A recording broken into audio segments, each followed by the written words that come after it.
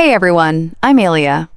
On Christmas Eve, my parents swung open the massive double doors of our estate in Hillsborough and tossed my only suitcase onto the frozen marble steps. My younger sister, Viva, was standing right behind them, arms crossed, smirking like she had just hit the Powerball jackpot. "Let's see how you survive now, big sis," she sneered.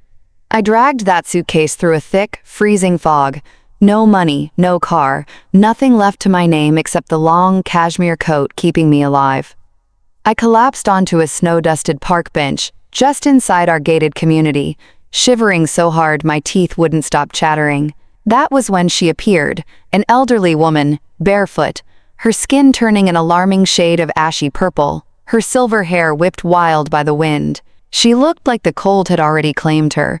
Without a second thought, I stood up, took off my only warm coat and wrapped it around her trembling shoulders. She grabbed my freezing hands, looked me dead in the eye and whispered, "Kindness like yours is rarer than flawless diamonds." Then she walked away, fading into the mist. Exactly 1 hour later, 19 black luxury SUVs pulled up in perfect silence, blocking the entire street. The same woman stepped out of the middle car, same face, but now she was wearing a floor-length camel hair coat, her hair pulled back in an elegant chignon and diamonds glistening on her wrist.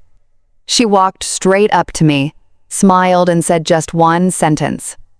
"I've been watching you long enough to know exactly who you really are. If you've ever been thrown away by the people who are supposed to love you the most, leave your state or city in the comments. Just so I know I'm not alone. Trust me, keep reading. What happens next will leave you breathless." That afternoon, I was still in shock from the termination email that had hit my inbox at 10 o'clock in the morning. Another round of restructuring at the San Francisco ad agency where I'd given 6 years of my life. I stuffed my desk plant into the passenger seat of my 12-year-old Honda Civic and steered it south on the Wonder of One toward Hillsborough, 32 miles 47 minutes if the traffic was kind, which it wasn't. I had already called Mama from the parking garage. "I just need to crash for a couple of weeks while I sort things out," I told her. She sounded distracted, said dinner was at 7 o'clock, and hung up. When I walked through the double doors, the house looked like a spread in Ebony or Architectural Digest. A 15 featuring noble fir dominated the 2-story foyer. White orchids were everywhere.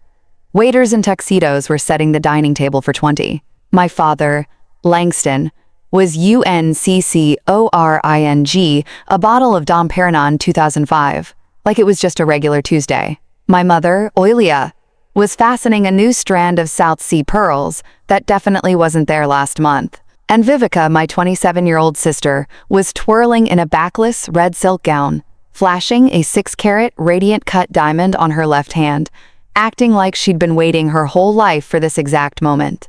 Darius, my ex of 4 years, stood behind her with his arm wrapped tight around her waist. I dropped my keys in the bowl by the door and tried to force a smile. "Hey y'all, rough day at work." That was all I could manage. Viva spun around, eyes wide with fake concern. "Oh my God, again." She gasped loud enough for the catering staff to hear. "Third job in 4 years, right?" She turned to Mama. "Remember when she got fired from that startup in Soma for not being a culture fit?" Mama's lips thinned into a tight line. Dad didn't even bother to look up from his champagne, and I felt the heat rush to my cheeks. "It was a reduction in force, Viva," I said quietly. They let the entire creative team go. Viva only smirked and waved her new ring in my direction, the diamond catching the light, as if my humiliation were just another reason to celebrate. Darius just closed his Series A funding, 28 million money valuation. The investors love him. Darius gave me that same smug smirk he used when we broke up 2 years ago, with the classic line, "It's not you, it's the timing." Dad finally set his glass down. "Alia, we need to talk." He didn't motion for me to sit. He never did when it was bad news. He told me point blank that last month he had amended the family trust. Everything. $38 million in assets was now solely in Vivica's name, irrevocable, signed, notarized, filed with the estate attorney in Palo Alto. He said I was 32, capable, and it was time I stood on my own 2 feet. Mama added, "We can't keep funding a lifestyle that doesn't produce results. Alia, as if my salary ever paid for her orchids or her Birkin bags. I stood there with my mouth open, trying to process that my own black parents, people who preached about building generational wealth, had just legally disinherited me while I was standing in their foyer. Viva had her phone out recording. "Yes, this is gold," she laughed. "The big sister comes crawling back broke on Christmas Eve. Say something for my followers." I looked at Dad. "Are you serious?" He met my eyes for the first time all night. "Cold. Final. You have 20 minutes to pack what you need. Security will let you back in tomorrow. For the rest, you make an appointment." Mama didn't even look at me. She busied herself adjusting a gold ornament on the tree. I walked up the stairs on autopilot. The bedroom I'd had since I was 10 still had my high school swim team photos on the wall. I threw jeans, 2 sweaters, my laptop, and toiletries into my old Louis Vuitton duffel bag, the one Viva hadn't stolen yet. Everything else, books, yearbooks, my framed diploma from Stanford, would have to wait.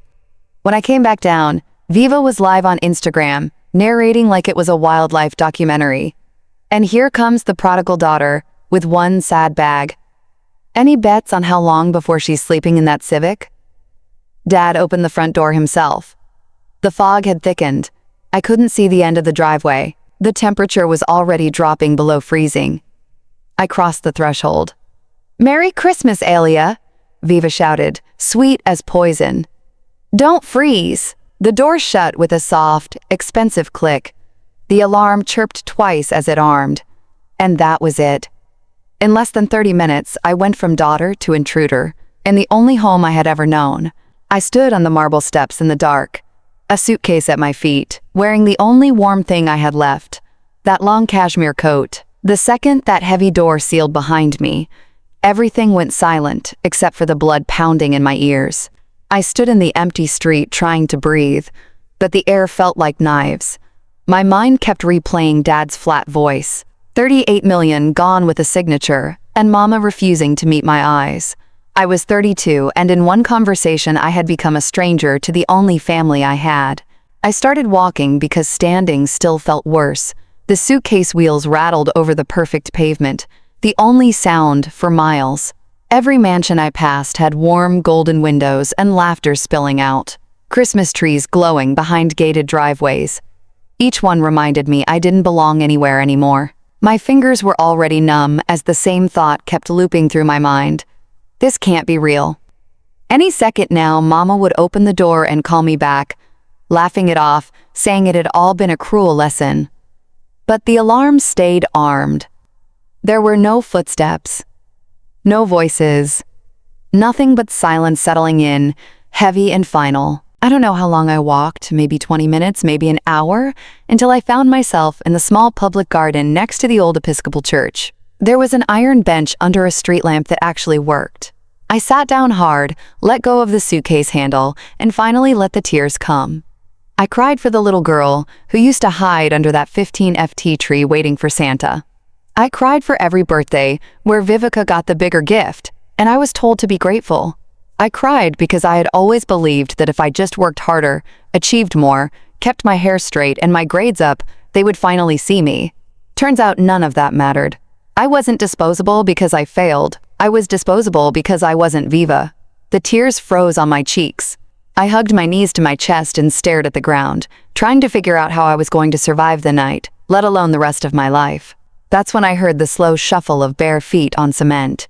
I looked up and saw her, an elderly woman dragging herself toward the bench, silver hair matted and loose, thin shoulders hunched against the wind, skin so pale and ashy she looked translucent under the lamp. She stopped a few feet away, swaying slightly, and spoke in a voice raspy from the cold.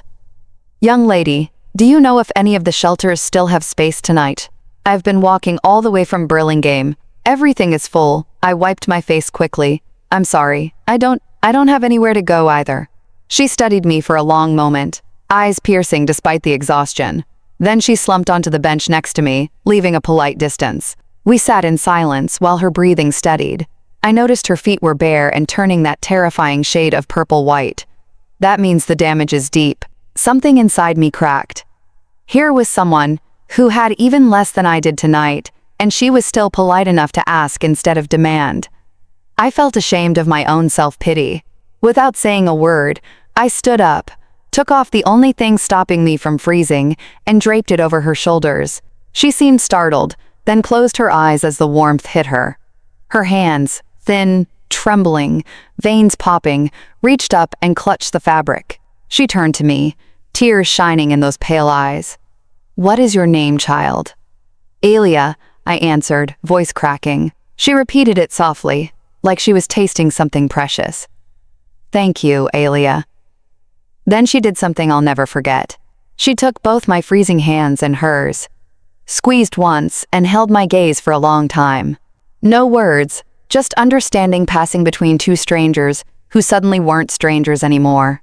After what felt like forever, she let go, stood up with a new steadiness, and gave me the smallest smile. She walked away, swallowed slowly by the night before I could even think to call her back.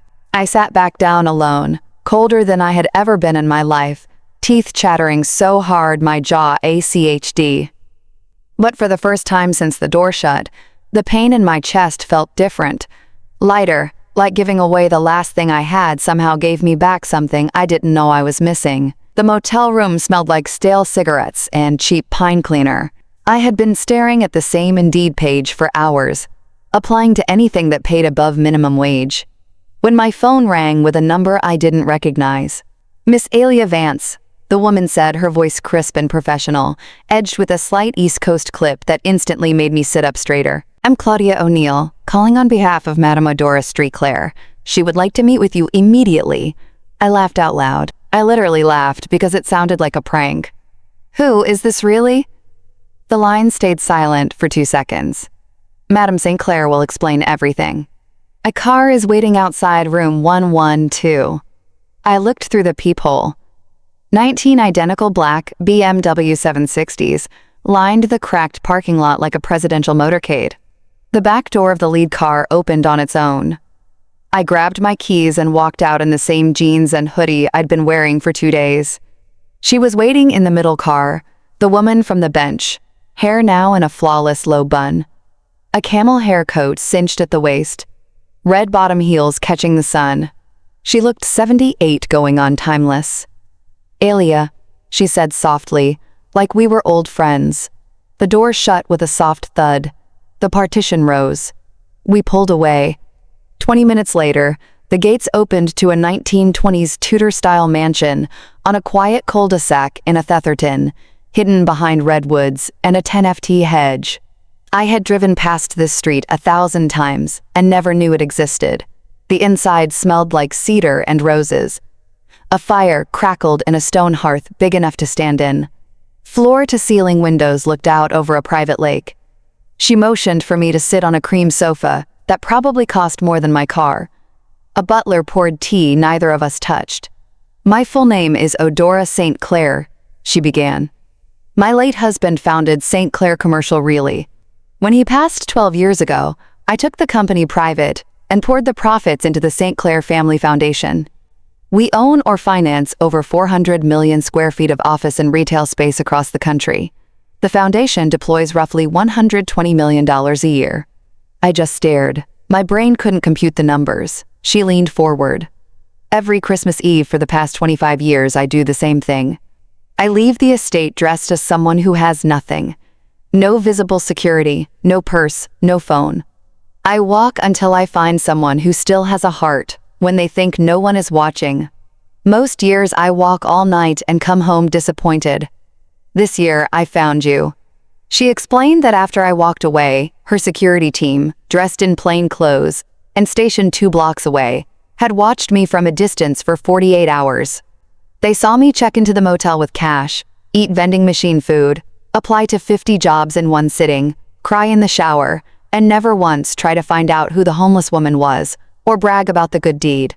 "You are the first person in 15 years, she said quietly, who gave away the last thing keeping them alive without expecting a single thing in return. I needed to know if that was a fluke or if that is who you really are." She stood up and walked to the window, hands clasped behind her back. "I have no children. I have no heirs. When I go, strangers on a board will decide where my money goes. I don't want that. I want someone who understands what it feels like to be discarded on Christmas Eve to decide how we help the next person who gets thrown away. She turned to face me. I'm offering you a room here, a salary, and a 5-year apprenticeship. If at the end of it, you are the person I think you are, the foundation will be yours to run. Not a gift, a responsibility. I opened my mouth, closed it, then opened it again. Why? Was all I could manage. Because, she said, her eyes suddenly fierce. I know exactly what it feels like to sit on a frozen bench with nowhere to go, and still choose kindness. I was 29 when my own father did that to me. I promised myself if I ever had the chance, I'd make sure no one who chose right in that moment stayed lost. She extended her hand. So, Ellie Vance, will you come home with me? I moved into the East Wing the following Monday. My new bedroom was bigger than my parents' entire downstairs, with French doors opening to a rose garden I could actually smell from the bed. Claudia O'Neill, tall, silver-haired, no-nonsense, handed me a leather binder the thickness of a phone book and said, "Welcome to boot camp."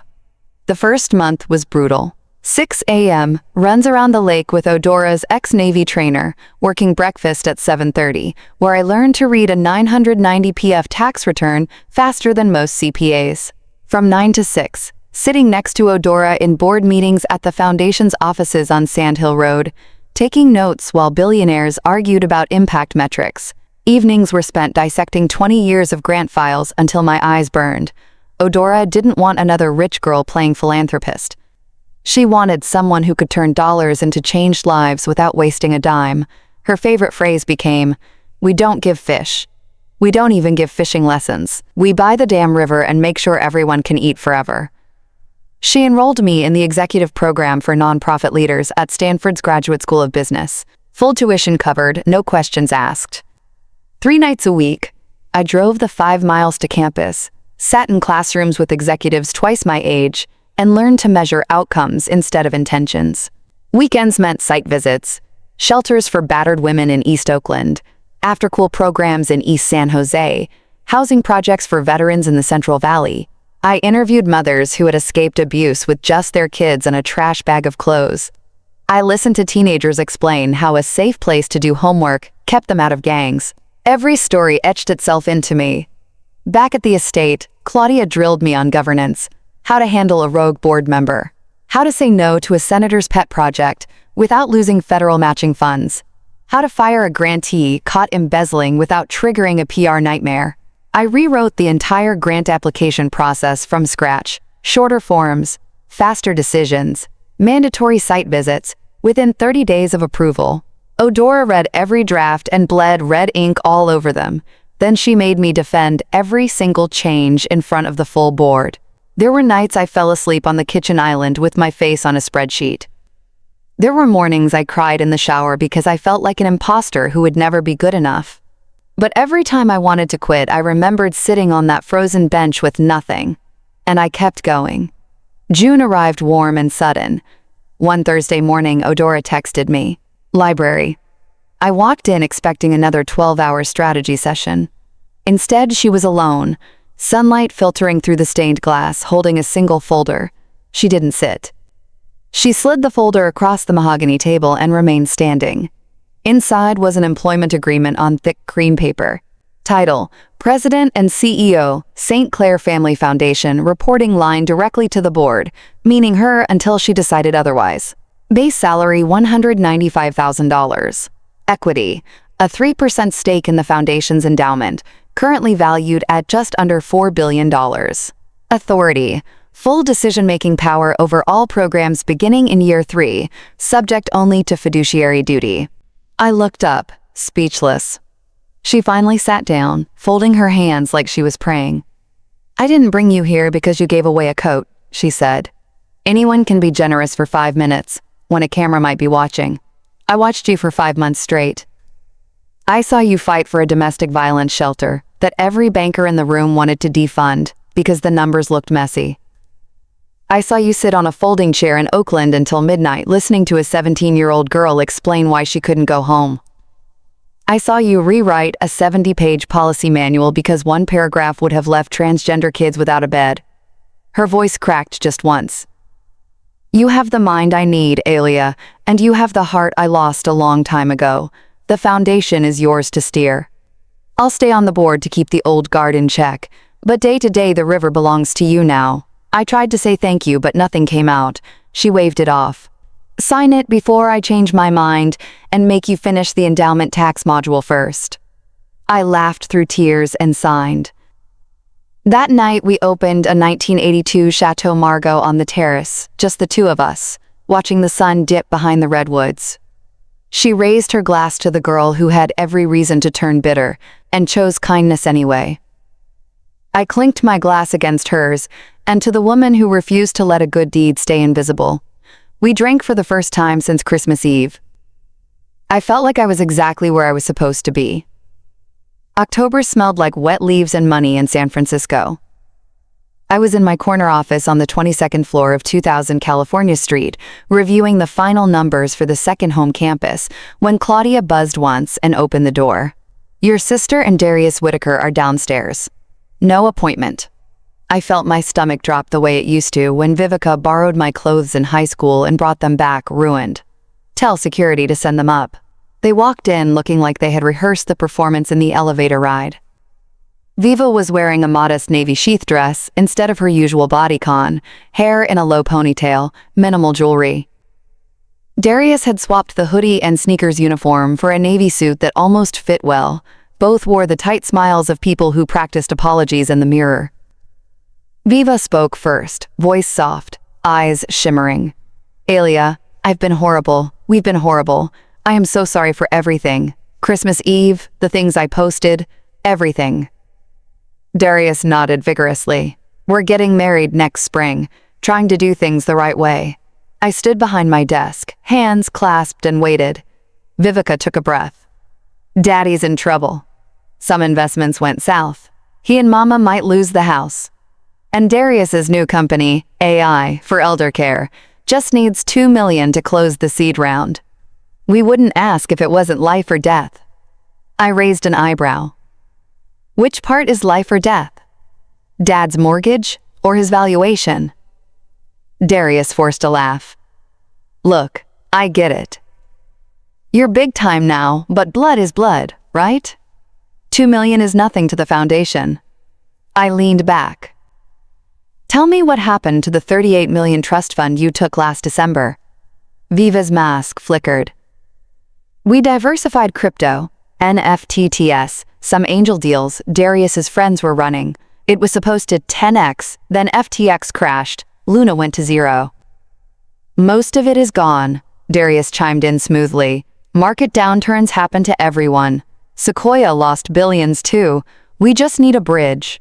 I said nothing as I opened the folder Claudia had silently placed on my desk. Screenshots, bank records, and a Forbes article titled, The Vance Family Bets Inheritance on Mimicoins. I spun the folder so they could see. 87% gone in 11 months, I said calmly. You bought a Lambo each, put a deposit on a condo in Miami, and paid influencers to pump coins. That's not a downturn, Darius. That's arson. Vivica's mask slipped. Seriously, you're gonna sit there in your fancy office and let Mama and Daddy go homeless? I hit the intercom. Security to 22, please. Darius tried sweet reason. Come on, Alia. $2 million is chump change here. You won't even miss it.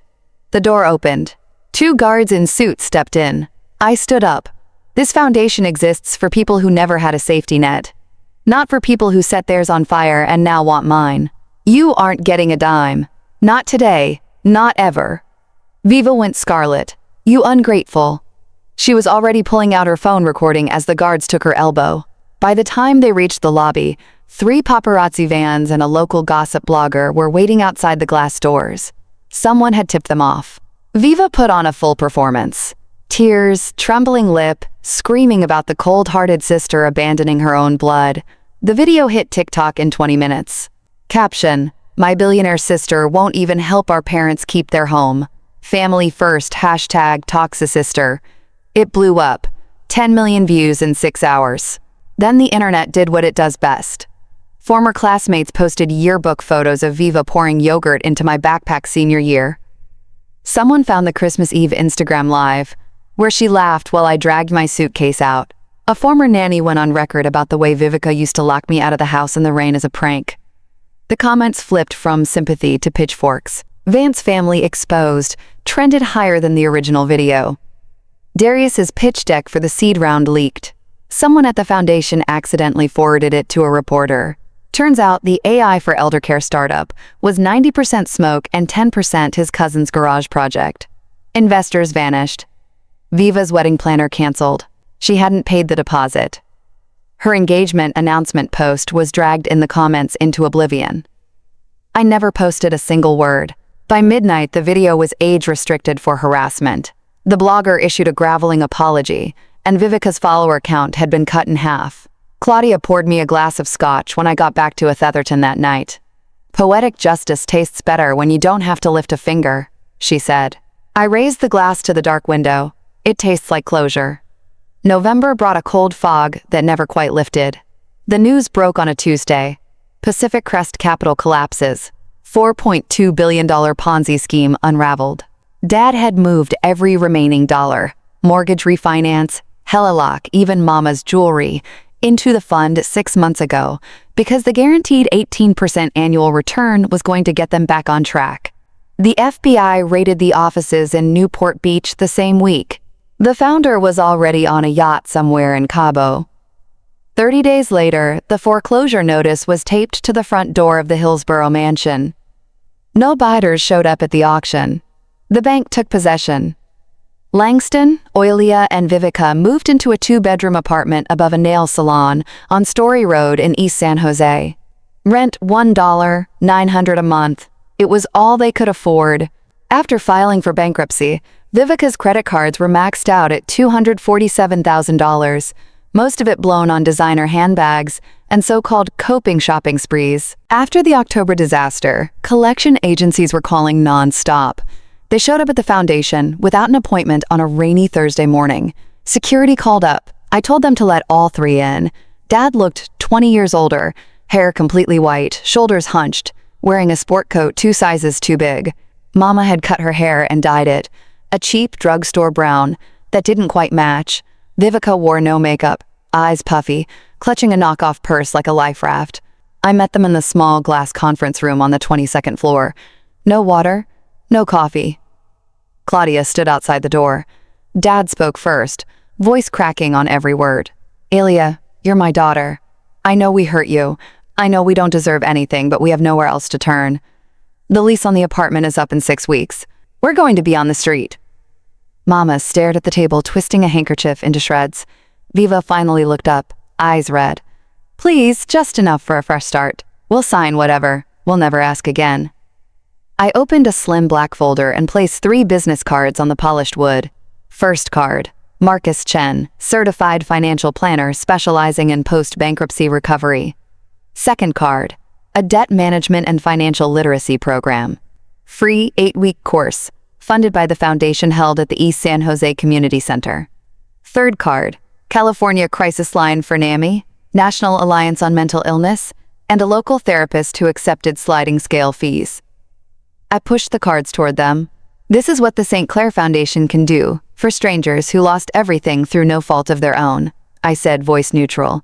"It is the exact same help we offer anyone who walks in here, broken and scared."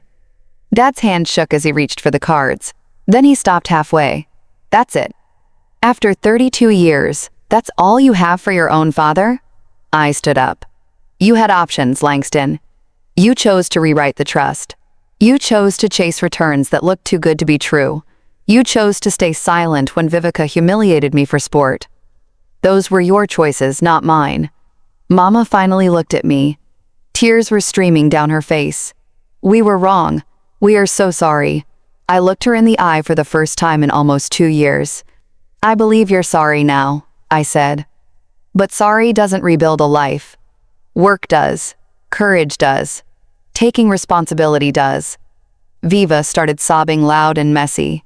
"You're enjoying this. You want us to suffer?" I walked to the door and held it open. "No," I answered. "I just refuse to pay for your suffering anymore." Security escorted them out. Dad never looked back. Mama whispered, "I'm sorry. one last time as the elevator doors closed. Viva kept crying until they hit the lobby. Claudia offered me a tissue I didn't realize I needed. "They'll be all right," she said quietly. "People who hit rock bottom either stay there or start climbing. You gave them the only ladder we're allowed to give." I nodded, watching the rain streak the windows. For the first time, the ache in my chest was gone. Not replaced by joy, just space. Space to breathe. The sky over East Palo Alto was the color of steel on opening day. Second home stood like a promise kept. 4 stories of glass and redwood, wrapped around a courtyard where kids were already chasing each other between planters filled with rosemary and kale. 3,000 people packed the plaza. Families who would live there, donors, city council members, every major news network. Even the governor himself would be there for the ribbon cutting. I stood backstage in a simple black suit, heart beating louder than the brass band warming up. Claudia squeezed my hand once. Odora, elegant in winter white, gave me the smallest nod from the front row. This was the project I had bled for. 200 units of permanent supportive housing, on-site medical clinic, job training center, preschool, rooftop farm, and a policy that no one would be turned away for lack of paperwork. The mayor finished his speech. The crowd roared as my name was called. I walked to the podium. The microphone felt heavier than any trust document I had ever signed. I looked out at the sea of faces. Near the back, almost hidden behind a pillar, stood Langston, Oilia, and Viva. Dad was wearing an old navy pika coat that hung loose. Mama was clutching a paper coffee cup like it might disappear.